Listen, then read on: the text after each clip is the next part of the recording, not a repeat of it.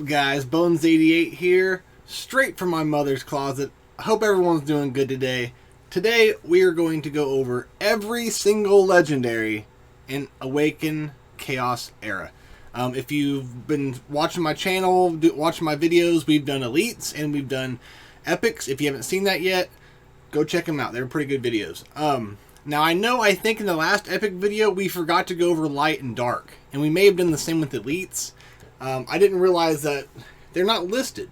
Because how we did it before here, we would just go through every, faction and go over them. But for some reason you can't. But there's something I didn't know about.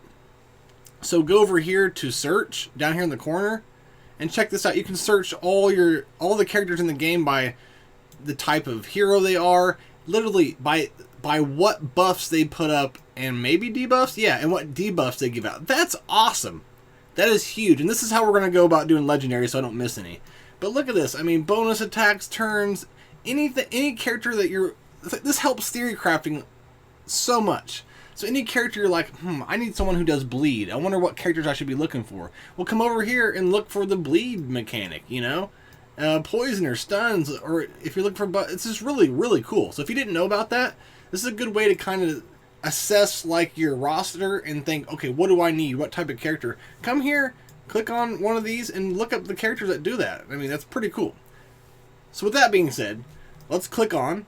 All we're going to do is click on legendaries here.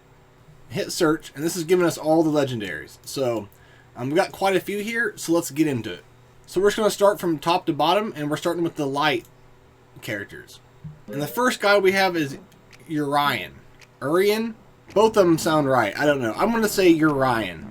Alright, so Urian's pretty interesting. He's pretty cool. I mean, I don't know if he's the best legendary, but he has some really cool things. Straight from the get-go, his critical strikes grant a shield worth of 30% of the attack he did for 2 turns. That right there for a trait's pretty awesome. That means he's going to be hard to kill, right? And just for a basic, this is pretty neat. He does damage, and then he has a 50% chance to steal a positive effect. And if he has a positive effect, then he gets attack up. And you'll want attack up on this character, as you'll see here in a second. With his special, he's dealing damage, and he has a chance to stun, and grants immune to himself. And immune, he's not able to be affected by any negative effects. So that's pretty big by himself, too. He's very selfish, but he's still going to be a great attacker. And last but not least, his ultimate, he's dealing a bunch of damage to all enemies, and then he grants 20% ignore defense. So that means he's ignoring 20% of defense whenever he hits them. And 150% to all enemies is quite a lot, actually. And if he's affected by immune, he grants even more defense. So this guy is going to be a great attacker. As you can see, his attack stats are at S anyways, and then his kit just enhances that. So this guy is going to be a very, very good attacker. And if you get him, build him up, take him to 60, because I guarantee you, he's not going to disappoint. So next up is Craze Urzag. A couple days ago, I saw XMG reviewed him too, but this guy's pretty awesome. He's nothing like regular Urzag. He's really, really cool. So with his trait, every time an ally uses an ability, he's getting rage. That's the best rage mechanic I've seen so far on these characters. That's pretty awesome. That means he's passively getting rage. Now, the more people die off, of course, that's the less rage you're going to get. But that's okay. He's going to have a lot of rage, and whenever he gets up to 5, he is getting ignore defense, which is huge. That's one of the best traits you can get, or best buffs you can get. And he's getting a bonus turn. So that is awesome, just for his trait. So not only is he getting ignore defense, but on his basic, he's applying increased damage taken to the enemy. So he's already ignoring defense, and then you put this on top of it? Oh man, and that's a basic? Yeah, this guy's going to be pretty good. And then you got him striking all enemies 4 times. Each strike has a 30% chance to remove 1 positive effect. That's big too. That is awesome. He's doing an AoE and he's taking buffs from a lot of people. Now he only has a chance, right? But it's still a good caveat to have. And this one's simple. He's dealing damage to 1 enemy, but the damage scales with the enemy's lost health. Now that's not amazing, don't get me wrong, but I think with all the stuff he's doing, he's going to be a good dungeon character, dungeon boss character. I would recommend taking this guy to 60. He is pretty badass. So next up we have Nicholas. This guy is fun. I watch Zeri, play with him all the time, and I also borrow him from Zeri every day, because this guy is just really, really cool, and he looks awesome. So his trait is he grants himself the speed of the fastest ally +1 at the start of the battle. So at the start of the battle, he will be the fastest character on your team, and that's for him to go first, right? That's a pretty cool little thing. That will help you in arena a lot, but you got to make sure you're still fast. You still got to make sure one of your characters are faster than the rest of the team, right? And then he'll go first. So his basic's really fun too. So he's dealing damage, but if the enemy's health is below 50% after the attack, he's granting a bonus attack on all enemies, which deals 50% damage. That's pretty sweet. So he's going from single damage to... So that means whenever you're doing a basic, you always want to attack someone under 50% health if you can. If that's the case, he'll then attack everybody. So that's really, really cool. So his passive's kind of confusing, but when the caster takes lethal damage, if there is still an ally on the battlefield, confers death immunity and replaces the ultimate ability for 2 turns. This ability can only be triggered once per battle. I don't know if that means it's just for him or if it goes for any ally. It just says caster. That makes me think it's just for Nicholas, but I don't know. But it's pretty much saving his butt, giving him death immunity, but then you're sacrificing your ultimate ability for 2 turns. It doesn't seem to matter too much. He's still a really great character. So his ultimate's pretty cool too. Deals damage to all enemy forces, and then enhances the stats of a random ally by 100% of the caster's attack. That's pretty cool. I don't know what stats he's enhancing, or if they're just doing it all, but still, I mean, if he's enhancing an attacker, oh man, that's huge. So he's a really good, like, support character, but he still does a lot of damage, don't get me wrong. So this guy is a beast. I play with him all the time. He is just all around great.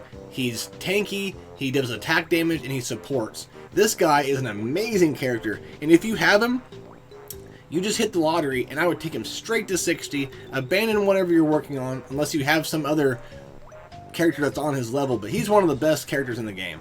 I love this guy. Go all out on him. So the last of the light legendaries, we have Evelyn First Dawn.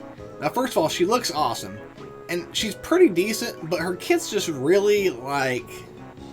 I feel like it's kind of lackluster except for her ultimate.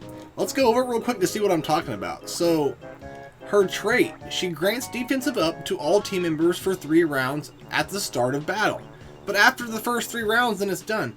Now, I might be overlooking that, and maybe not thinking it's that great, but, I mean, a lot of people can put defensive up, right? And they can keep doing it throughout the battle. But that's only a trait. I think I'm maybe giving it a little too much of a hard time. Defensive up is great to have, so it's definitely not a bad thing. And if you see whenever she's ascended, she's giving attack up too. So you get her ascended, I think that's a pretty decent trait, really. So her basic is doing damage and removing positive effects. A 1. So that's a great basic. Anytime a basic can remove positive effects, that's a huge basic. Her special just deals damage and then puts defensive down. So she, she's giving defensive up, attack up, taking defense down on the enemy. She's actually a pretty good support character. And then her ultimate, she's dealing damage to all enemies and then grants a bonus turn to all allies at the end of the round. That is huge. This is what makes this girl legendary. Imagine that. Every time she's doing this ultimate, she's giving bonus turns to everyone else. You're taking 2 turns per round. Everyone is when she uses her ultimate. So put her with Windstrex or someone who can take down her ultimate cooldowns. Dude. That's insane. She is going to be a great legendary. She looks like a boss. I don't have her. I haven't even used her, but I'm telling you now, this girl is going to be good. And if you see up here, she has special, like, S tier health. That means she's going to stay alive. You start, make her for survivability. Don't even worry about attack on her. Just keep her alive so she's continuously doing that ultimate. And dude, you're going to put up some big numbers everywhere in this game. Evelyn First Dawn looks amazing, and I cannot wait till I get her for my account. Alright, moving on to the dark side. Alright, Imogen. Imogen I do have. She's a pretty decent character. She does some good things at 50, but I just don't know. I don't know if she's worth taking to 60 or not, because from my experience, there just seems to be a lot better characters in the game. But with that being said, don't let me take away from her, because her kit's pretty dang good, and she does some pretty good damage. And it's just all based off of her unique ability of Moonlight. So Moonlight is, for every stack she has, she's ignoring plus 2% of enemy defense, which is a max of 20%, and heals 3% of max health per Moonlight obtained. That's really good. She's ignoring defense, and she's re-healing herself. So don't get me wrong, she's still a great character. So her trait, with Ascension, she grants 1 stack of Moonlight at the start of the turn. So every turn she's getting Moonlight. If this character's below 50% health, she's granting 3 stacks of Moonlight. That's pretty big. And it can only be triggered once per wave of battle. Still, that's a great trait to have. It really helps her out. Her basic, she's dealing damage, and she has a 50% chance to grant herself another stack of Moonlight. If she lands a critical hit, then there's a 100% chance of getting Moonlight. So you're going to want her to get as much crit rate on her as possible. So this one's kind of crazy, but it's not that bad. When an ally attacks, launches a joint attack that deals initial damage of 30%, which decreases with each bounce. So when an ally attacks, she's attacking too. But it consumes Moonlight when you do this. But when an ally lands a critical strike, it launches a joint attack that deals initial damage of 50%, which decreases with each bounce. This consumes 2 stacks of Moonlight. So not only do you want crit rate on her, but you want a team around her that crits a lot too, so that this is happening more often. So her ultimate's pretty cool. It's not taking Moonlight away from her, it's adding Moonlight. She gets 2 stacks of Moonlight, then she deals 120% damage to all enemies, and removes 1 positive effect from each. If removal is successful, grants 1 extra stack of Moonlight to this character. So when she does ultimates, she's putting on crazy amounts of Moonlight, which makes her stronger, which makes her hit harder, and she's taking positive effects from everyone. So she's very solid. I don't think there's one legendary in this game that's not good, right? But some are just better than others. Once again, if you get Imogen, take her up to 5 or 6 stars. The reason I don't like to take legendaries to 6 stars right from the get-go, it's really hard to farm the ability crystals, right? I mean, once you get to a point, it gets easier. But even then, when you sit there and grind those, you're not getting a lot of those crystals. And I think it's easier to synthesize the rare crystals than it is to actually farm them. So that's the only reason that I just hold back from taking any of them to 60. But Imogen, she's worth the 60 too. She can do some work. It's just you need to put a lot of love into her, right? Alright, so moving on to Nicholas's counterpart, Darken Nicholas.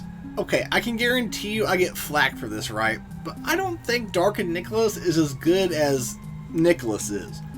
I'm sure he's a beast, right? I'm not too impressed with his kit. Now I will say this is a pretty cool thing going on with this trait, right? When this character's health falls below 50%, he enters a dark avatar state. Which what that does is it swaps his basic and his ultimate abilities. So maybe this trait right here may make him insane, right? But the rest of his kit is kind of okay. He's a legendary, don't get me wrong, guys. I think he could go to 60 and he's going to do great things for you, right? Just compared to the other legendaries, I'm not so big on him. And if you have him ascended, it's also granting shield for 1 turn. But that's even better. Shield is one of the best mechanics on here too, because it's hard to get past shield once it's been applied. So then we move on to this basic where he's just dealing damage, and damage scales with the amount of health lost by this character. Zeri says the same thing. I don't enjoy caveats of things kicking in whenever he's getting low on health. At the same time, he might be going insane on people when he gets down to low health, right? And then he's getting the damage immunity, and he's staying alive. He might be able to wipe characters out on his own. So don't get me wrong, I just don't have him. I can't, test him. I just don't know what to think with this guy. So yeah, right here with this passive, like, upon taking massive damage. So he has to take huge damage to even do this. But I think he's made to be a badass dungeon boss guy, right? I think this is who you want when you're taking on some hard dungeon bosses. But when he takes massive damage, he grants himself 4 stacks of death immunity. 1 stack is removed for every time he gets attacked. It can only be triggered once per 6 rounds. That's another thing.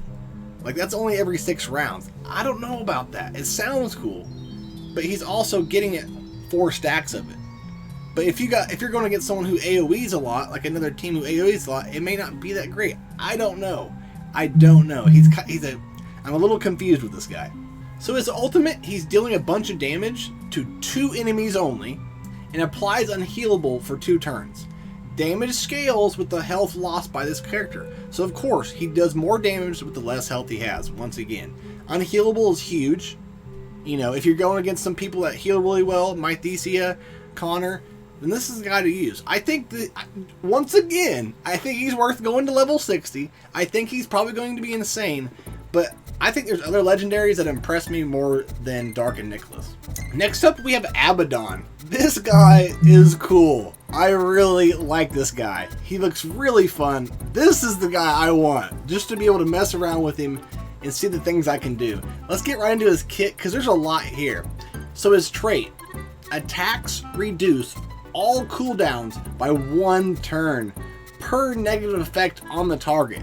So whenever you are using him, you want to go for the enemies with the most debuffs on them. He's reducing all cooldowns by 1 turn to himself. That is nuts. This guy is going to be so fun. Think about putting poisoners, bleeders, anyone who just puts out a bunch of negative effects all on one team with this guy. They're going to be crazy fun.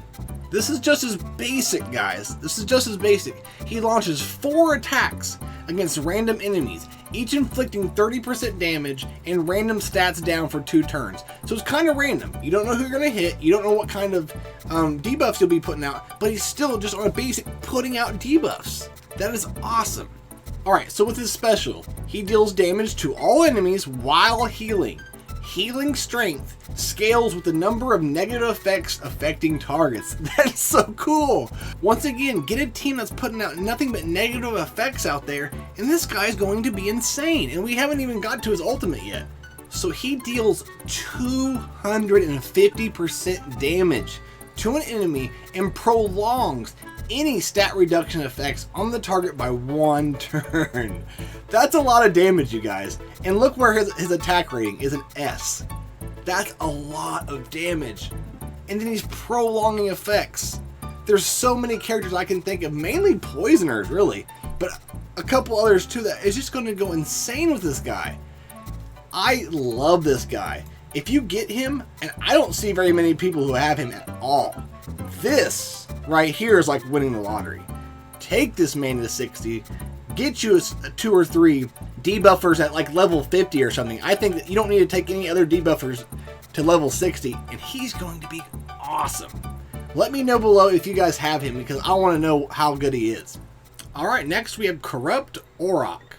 Auroch is a good character. This guy is going to do decent things. There's no real negative to him. He's just going to do work like every other legendary in the game. So his trait, at the start of the round, he's dealing true damage equal to 5% of this character's max health to all enemies. I don't know if that comes in as an attack. I don't know if it's just automatically does it to them without any animation. I don't know how that works, but fine. Every round you're doing damage without even really pressing anything. I'm okay with that. So he's just doing damage and not much, but it scales with his max health. So you'll see throughout his kit, you want this guy as much health as you can get on him. His special, he's dealing damage to an enemy and then recovers 30% of the damage dealt as health. And then he's gaining max health up for 2 turns. So, you know, you gear him for health. He's healing himself. He's putting even more max health up on him, which is 20% of what he already has. So just do everything you can to just topple this guy with health. He's going to do a lot of work. So his ultimate is removing all positive effects from one enemy, then deals 100% damage to them, and applies silence for 2 turns. Damage scales with this character's max health. So the more health you get, the harder he's hitting, right? And he's doing silence for 2 turns. Silence is negating a character for 2 turns. All they can do is a basic, so that's pretty huge too. Although Auroch is very selfish, he's still selfish in a good way. He's enhancing himself so well, and if you gear him right, this guy's going to be just wrecking through people. So take him to 60, do your thing. I don't know if he'd be a rush to get to 60 if you're working on someone else, but I mean, I would take him. I think he's just crazy good. Alright, so we're done with the dark characters. Let's move on to the wood. Alright, first up we have my Thesia. Whenever I could pick my starter characters, this is who I picked. I thought, man, she'll be able to get me through the beginning stages, heal me up real good, because she is a phenomenal healer. She might be one of the best, if not the best healer in the game, but what I'm starting to figure out is you don't need healers in too many areas of the game. You do need them, but not very often. You know, 80% of the time, maybe 90% of the time, you need all-out attack, right? Support and attack. That's all it really seems to matter. If it was a 5-person squad game, I think healers would matter more, but she is amazing, but I wouldn't take her to 60. You don't use healers enough, and she does a lot what she needs to do at 50. Matter of fact, I have her at 40 right now, and I don't even use her much anymore. I'm not saying you won't use her, but not as much as you would use about 90% of the other characters. But why is she such a great healer? Well, check this out. The abilities of all team members recover 5% of max health if the target has a positive effect. So you want to be attacking people that have positive effects. You'll start getting max health, whatever. That's okay. I mean, it's got a caveat. I don't like that. But it's not bad. Her basic is dealing damage and then grants a shield for 2 turns to the ally with the lowest health. Shield strength scales with this character's max health. So right from the get-go, you'll see more of these caveats. You want her at max health, as much as you can get. Which she's a healer, of course. That's what she's there for. You want to keep her alive and keep her healing. She's not there to do damage. But giving a shield for 2 turns to the weakest ally on basic, that is massive. That is huge. All day, I'll take that. Her special, she heals an ally and removes all negative effects from them. The healing scales with this character's max health. Once again, you need to gear her for max health. She's completely removing negative effects and healing. I'll take it all day. Now this is why she's the best, because she has one unique thing in her kit that no one else does, and that's revive. So it says heals all team members and revives all slain allies. Healing scales with this max character's max health. Healing scales with this character's max health. The cooldown is extended by 2 turns for every ally revived. So she's reviving, she's healing everybody at the same time, but what sucks is for every person you revive, this ultimate is adding cooldown. That really sucks, but hey, it would probably break the game, right? Or something like that. So that's fine. Yeah, so she's amazing. If you have her, take her to 50. I mean, she's amazing. She's worth the level 50. She's worth the putting investments in. But I can only see her doing best in like Endless Trial, right? Because Endless Trial, you don't want your character to die. You want to keep him full health at the end of every battle. So she would be a person who did that. And she would save you from having to revive a character, right? If you can do that in time. So she's amazing, guys. She is amazing. Don't get me wrong. But only take her to level 50, see how she does it. If you need her for some more survivability, do it, but I don't think she needs it. So this is one of the first legendaries we went over today that you don't need to take to 60. With that being said, I love my Thesia. I do regret taking her right from the get-go, but I'm still glad I have her on my team for things like Endless Trial. Alright, next up we have Evra. She's a fan favorite. Everybody tends to love her if you have her, and she's really cool.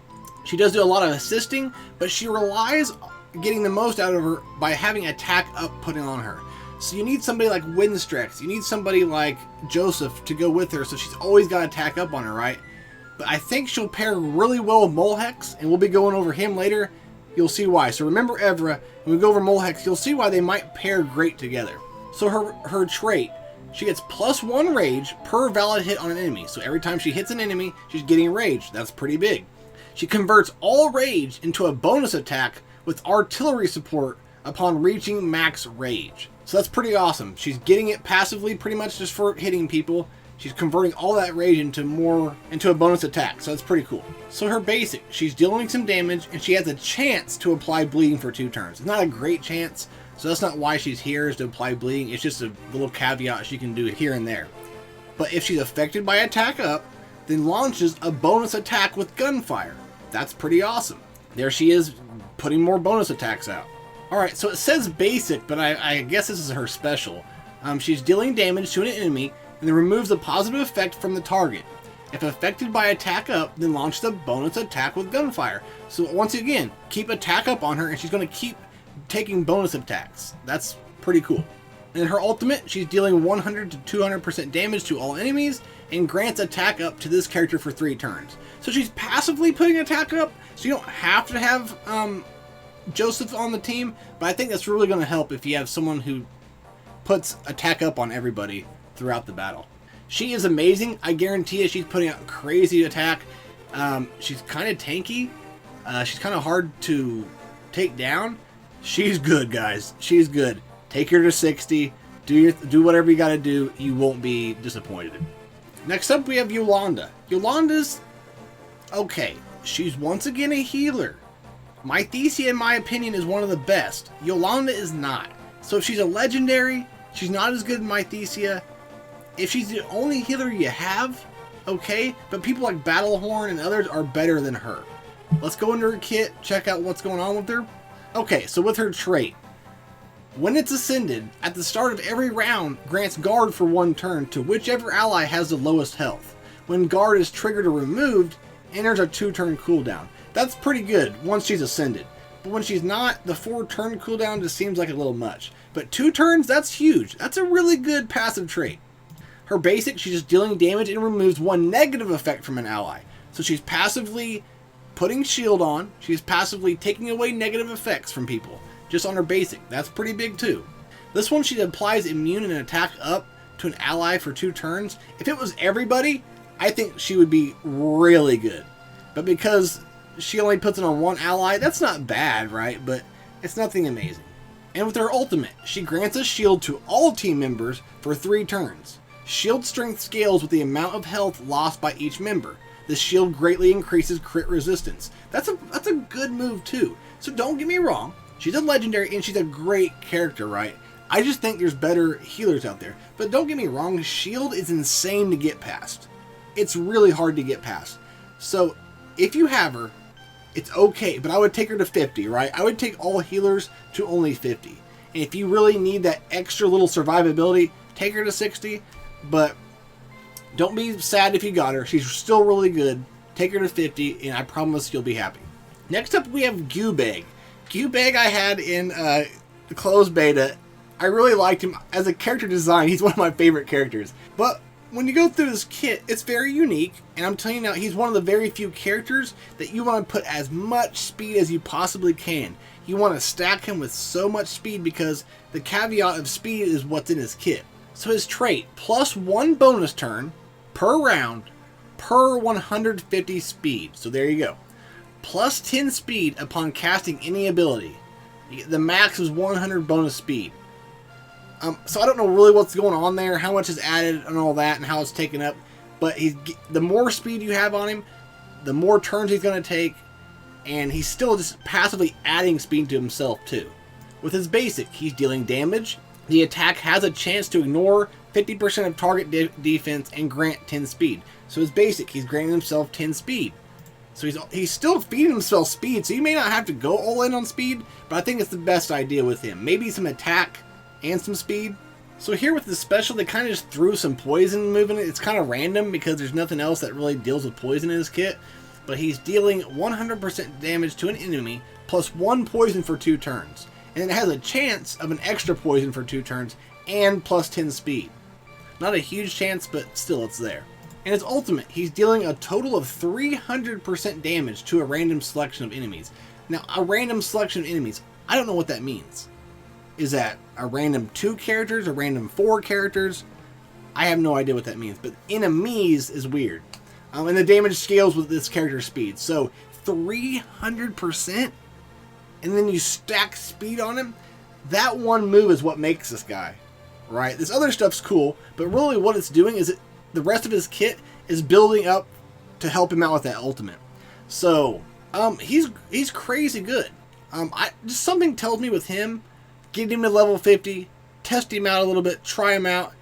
I think he's one of those more niche characters that you work on later in the game, right? I think he's more in-game, and I think he's going to do a lot of good things in dungeons and other stuff.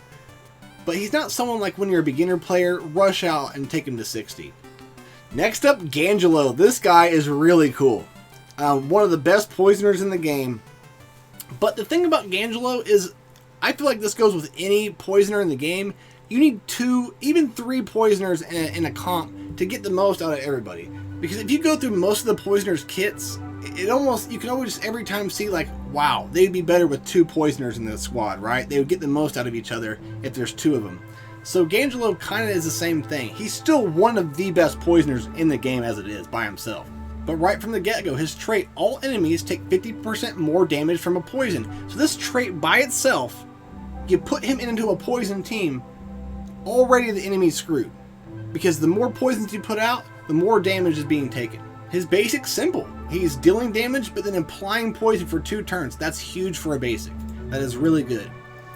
His special, he's removing all positive effects from one enemy and then deals damage. Then heals himself based on the number of poisons on the target. The more poisons out there, the more he's going to heal himself. His ultimate, he's dealing damage to all enemies and then applies poison for 2 turns. If the enemy is affected by poison, applies no positive effects. That is huge too. That is huge. That means they can't gain any buffs on themselves. That is awesome. And I forgot to mention here on his trait, if you ascend him, he gets 100% more damage from poison. This man is going to be a dungeon boss, clan boss champ. But the thing is if you don't have another poisoner to put out there, I would hold off from taking him up anywhere. I would wait to have a second poisoner to pair with him. If you do, take this guy to 60. My goodness, he's going to do work.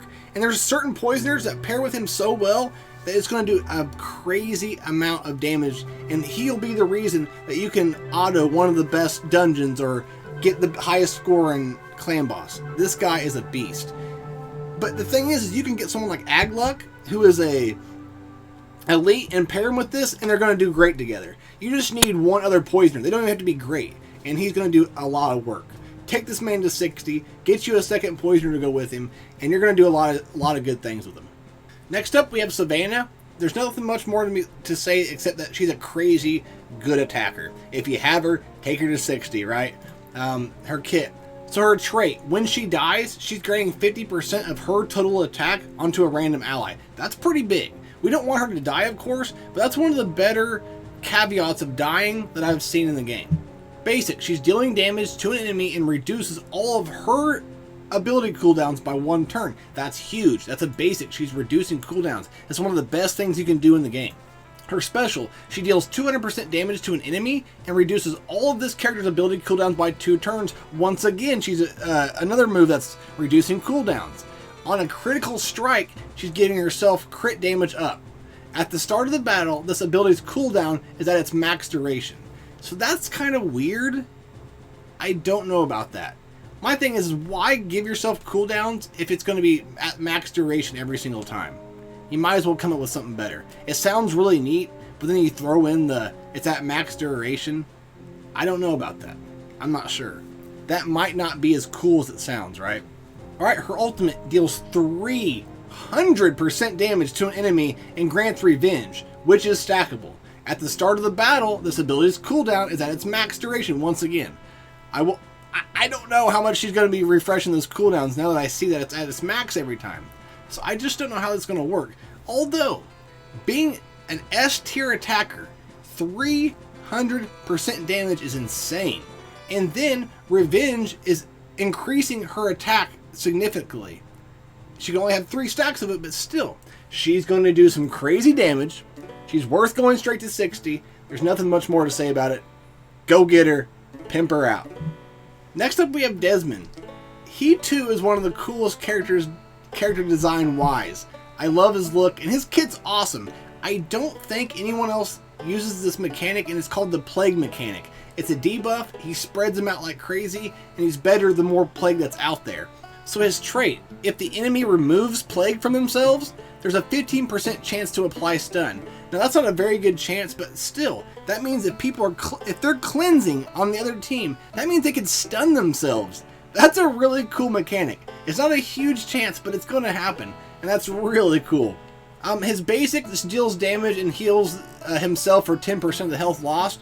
Nothing amazing, but he's still passively healing himself. So his special applies plague to all enemies and then deals damage to each. Damage scales with the number of stacks of plague on each target. So you want to get as much plague out there, right? Because he's going to do more damage. But just putting plague out there alone is an awesome debuff. And here, plague deals damage based on the current health at the start of the turn. So every turn, they're just losing health because of plague. I mean, you could do so much things with him, pairing him with others. He's just a boss, man. So his ultimate's simple. He enters a state of plague emissary until cancelled. And what that does is applies plague to the enemy at the start of their turn with a 70% chance to spread the plague to another random enemy. This character loses health at the start of their turn. I mean, he's just passively putting plague out there. Everyone's gonna be so plagued up that he's almost negating an entire team by himself. And look, his health is S tier. The longer you keep him alive, the better.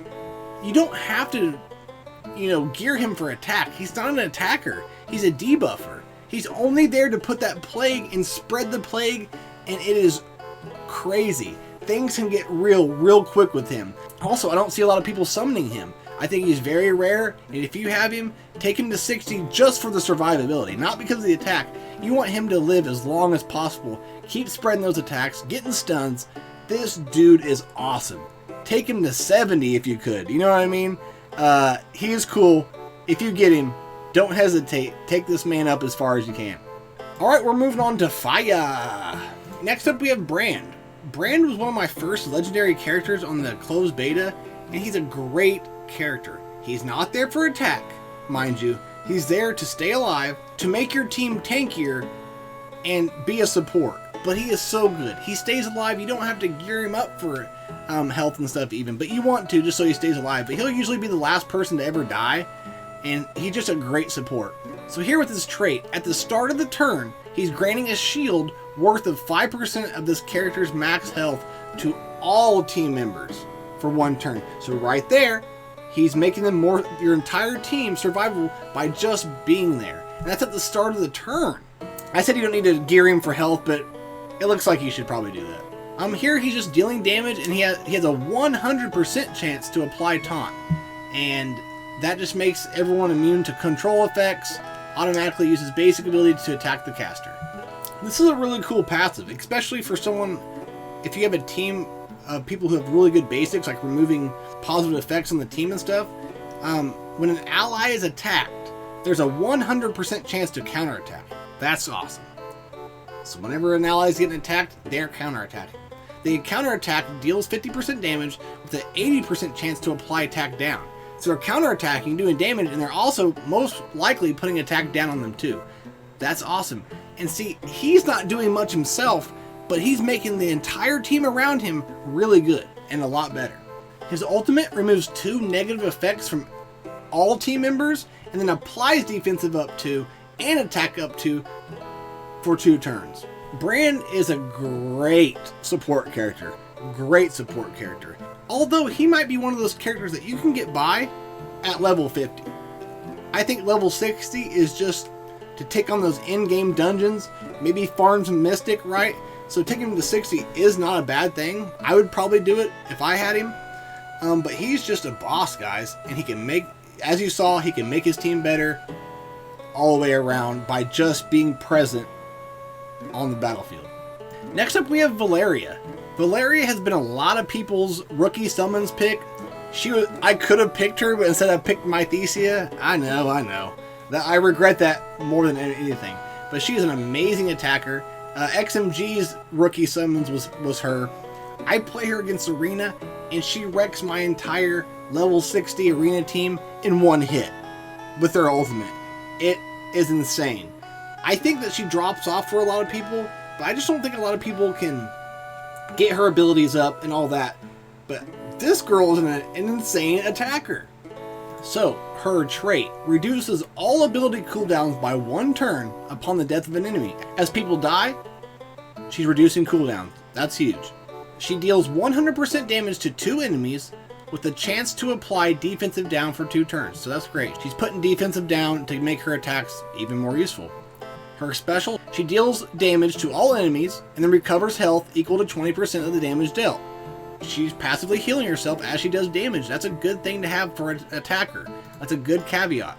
Her ultimate, she converts 30% of her health into 180% damage to all enemies. Grants a bonus turn upon the defeat of an enemy. That is huge. That's doing more than it looks. It's a crazy move. And her kit might not be, you know, that crazy looking, but she does the work on the field. She's worth 60. I think every good attacker deserves to go to 60 to get all you can out of not only survivability, but attack too.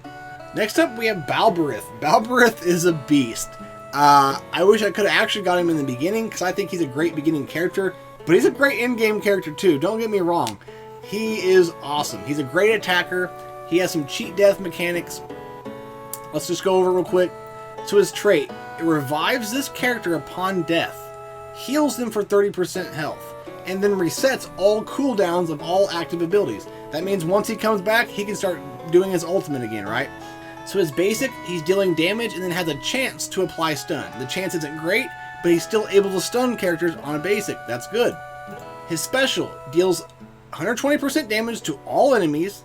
Damage increases if the target has a negative effect. So someone that, like the dude that's putting out Plague, he'd be good. A Poisoner, he'd be good with, right? The more negative effects out there, the more damage he's doing. And this is where he gets annoying. His ultimate deals 280% damage to an enemy, which is a lot of damage, refreshes this character's trait ability if the enemy is killed. So, if you've died once and came back, if they kill you again, you're dead. But, if you die and come back, do his ultimate, kill somebody, and that all resets again and you can start over again. If you do it right, you can just never die, right? And if there's campaigns where you go up against him and he's very annoying. So he can be annoying in PvE when you're going up against him. He can also be annoying if you have him. Balbarith is amazing. Take him to level 60. You know the drill. Get on it. Next up, Hector. Hector's cool, man. He does a lot of good things. He's purely damage, really. His kit's pretty neat. Let's get right into it. Just overall, max damage plus 25%. Okay, nothing too complicated, but I'll take it. His basic is applying damage up to himself, which does 50% more damage, and then deals 100% damage to an enemy. That's a decent amount of damage, and every time he does his basic, he's giving damage up to himself, so his basic's hitting harder. So his basic is going to do quite a bit of damage. His special, he's dealing damage to an enemy, and then he applies increased damage taken to that enemy for 2 turns. You get max 2 stacks. It says cannot be used without an axe. I'm going to tell you right now, I have no idea what that means. It doesn't explain it in this kit. Somehow he's putting a debuff or something to do with axes. I don't know, but it does not explain that at all. And then his ultimate recalls all thrown axes, deals 200% damage to an enemy, and grants 1 bonus turn for every axe. That's, you know, all he's really doing is dealing damage, and maybe gets a bonus turn. So, that's not crazy good, but 200% damage for an attacker is not bad either. Do I think he's the best attacker in the game? I don't. But I think he's still worth taking to 50, try him out in places, see what you like. If he's not what you think or not what you expected, just leave him at 50. But any legendary deserves to be taken to 50, okay?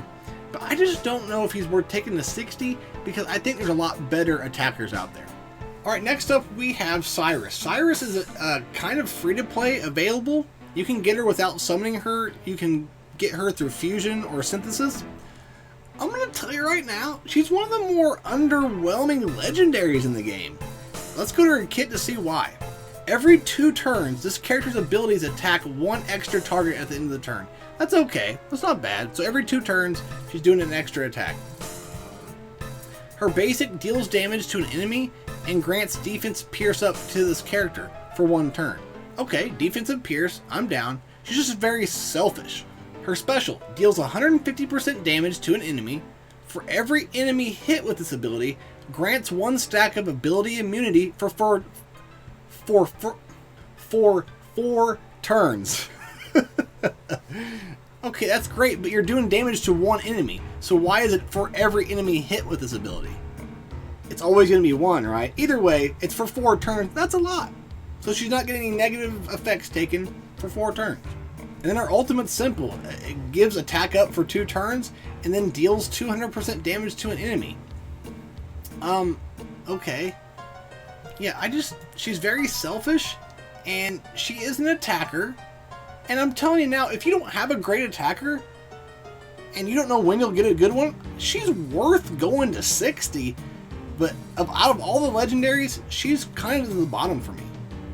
You know, I told you earlier, like, all legendaries are good, but she's kind of at the bottom for me. Next up, we have Zitlin. Zitlin looks like he's Zatlux's brother or cousin or something. I don't know. Pretty cool guy. Has the cool heads. I think he's very good, but his kit's simple. He grants delay feat to all team members. I don't know if that's every round or if it's once a match. I don't know. But all that really does is give you more accuracy and more precision, so people can't dodge you as easy, so that's okay. His basic is dealing damage and then applies precision down, so you have a better chance of hitting them and them less chance of dodging, but now you're taking their precision down, so you have a better chance of dodging them. So that's kind of good. That's not bad. Passive is he grants shield before any team member takes damage. 30% of damage received is converted into heal over time for 1 turn. Can only be triggered once per turn. So, I mean, that's a pretty awesome move, passive there. You know, putting a shield on before anyone can take damage once per turn? That's pretty good. And the damage you did receive is getting put as a heal over time? He's going to passively keep your team together better than you think. I still think he would work better on like a debuff team. And his ultimate, he just deals damage to an enemy and applies Curse for 2 turns. And Curse, for the duration of Curse, there's 100% of damage taken by that character. So that's decent. He's not bad. He's a great support character. Once again, I could see him working great with a debuff kind of team, like we talked about earlier. Next up, we have Blackhorn. He's cool looking. You got him for, well, somewhat for free if you bought the Battle Pass, right? But you pretty much got him for free. It was a $10 thing. Amongst other things. But he's one of the best healers in the game. I almost like him better than my Thesia because he's healing throughout, right? You don't have to wait for him to do a move. He's able to kind of passively heal everybody as it goes. So I feel like he's almost on par with my Thesia. They both just do a lot of different things. So his trait, when ascended, his abilities heal himself for 15% of max health. Okay, nothing great, but he's staying alive passively. He deals 80% damage to an enemy and then applies attack down. Okay, he's making the enemy team not hit as hard. This is kind of where he's the best at, where his special summons a totem for 3 turns that heals all team members by 15% at the end of each round. So that's how he's passively healing everybody. It's removed upon taking 3 instances of area damage. And then his ultimate, he heals all team members based on the amount of their max health. Removes all negative effects from one target and then casts heal over time for 3 turns on that target. So he does a good job of just keeping the team together, alive. And once again, he might be a little bit better than my Thesia. You know, it's close. It's close. Either way, he's worth a 50 to 60 for keep him surviving. And I think he'll be great for some dungeons and other things like that. Next up, we have Molex. Molex I just pulled not too long ago. I took him straight to 50, and I'm working on getting him 60. This guy is a campaign master. Remember, I told you earlier, remember Evra. Remember, Evra needs attack up to get the best out of her kit, right? Well, Molex is almost exactly the same, but does some different things, but he relies on attack up on himself to get more out of his kit. So with his trait, any attack by any ally affected by attack up against an enemy reduces this character's ability cooldowns by 1 turn. That's huge. You want attack on all your allies because then he's getting ability cooldowns and he's constantly going to be doing his ultimate. His basic deals damage to an enemy, 30% chance to apply defensive down. That's not why he's here. It's just a regular basic, not that great. His special deals 100% damage to all enemies. If this character has attack up, then launches a bonus attack with its ability. He gets to go again if he has attack up. That's huge. In his ultimate, he deals 150% damage to an enemy and applies defensive down for 2 turns. Okay, not big enough. But grants attack up to all team members for 2 turns. So really, you don't even need Joseph. You don't even need Winstrex. He grants the attack up to everyone on his ultimate. I do wonder, though, if you have a Joseph or something, you don't even have to worry about that, right? I don't know. But I think that right there, you can put him and Evra together and not need a Joseph or Winstrex, and I think they would be just fine. So this guy is crazy. He's amazing. He's also a campaign master. Get him, especially if you have Evra, take them both to 60, man, because they're going to be a great duo together. Next up, Sierra. Sierra is insane. She's one of the best characters that I've ever played with on this game, and I borrow her every time I can from the support characters, right? Her trait, she's granting 1 vengeful spirit upon the defeat of an enemy to herself. So every time someone dies, she gets vengeful spirit, and that just gives her plus 8% attack. So every time someone dies, she's attacking better. She deals 100% damage to an enemy and applies increased damage taken. So she's getting more attack percentage. She's hitting people with this increased damage taken, which means they take more damage, obviously. Her passive, when the enemy's health is below 50%, deal 100% damage to all enemies. Can only be triggered once every 2 rounds. That's a passive. So she's passively dealing damage if they're underneath 50% health. And her ultimate expends all of her vengeful spirit and then deals 200% damage to an enemy. This attack deals plus 20% bonus damage per vengeful spirit expended. So anything with waves in it, you're killing people, you're getting more vengeful spirit, you do her ultimate, she expels it and just does some crazy damage. When she's in battle, she's insane, and I truly believe she may be one of the best characters in the game. Next up, Tia. Tia is one of my favorite characters in the game. I've heard mixed reactions of people who use her. Some hate her, some love her. I think she's cool. Her kit is purely based on the frozen mechanics, so her trait alone applies frostbite to an enemy for 2 turns, at the end of the enemy's turn. Once it gets to 5 stacks, it applies frozen for a turn. So first off, frostbite gives negative 20% speed, and then once you get to 4 stacks, it applies frozen, right? I know it says 5 there, but I think it goes to 4 once you ascend her. So when you get to frozen, the target is enabled to act and takes 50% more damage from all sources. Attacks on the target have a 50% chance to remove this effect. So whenever you attack people, it might get removed, but still, they're taking 50% more damage. That is awesome. Frostbite and frozen, both of them are cool debuffs. Her basic, she's dealing damage to an enemy and applies frostbite for 2 turns. So she's getting that frostbite out there. Her special, she deals damage to an enemy and applies 2 stacks of frostbite. So she's doing damage, she's getting more frostbite out there. So you're going to get to frozen real quick.